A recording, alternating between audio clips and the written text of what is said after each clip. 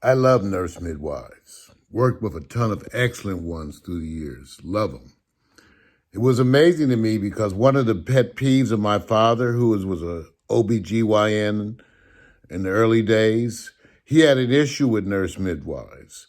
Not that nurse midwives weren't good or that a bunch of them weren't excellent as healthcare practitioners, but because the United States of America wanted to treat black people differently. They wanted for nurse midwives to be the practitioners of obstetrics for people of color, people who were needy all around the country.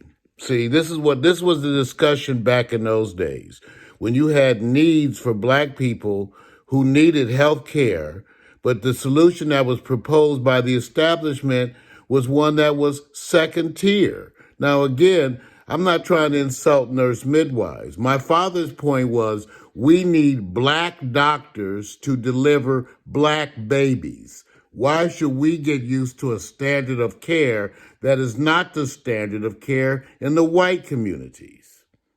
Nurse midwives are wonderful, and they use them today everywhere. But you have a choice and a situation. But I agree. Why could not the solution be, as the discussion was back then in the 60s and 70s, just to train more black doctors? Why give us a solution that is second tier? This is what they do in medicine all the time. They always try to give you some second-class bullshit and convince you it's just as good. And many times it is good, but it's just not just as good. You understand? It's still second tier.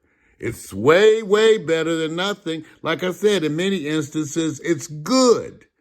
It's just not just as good. Feel me? All right.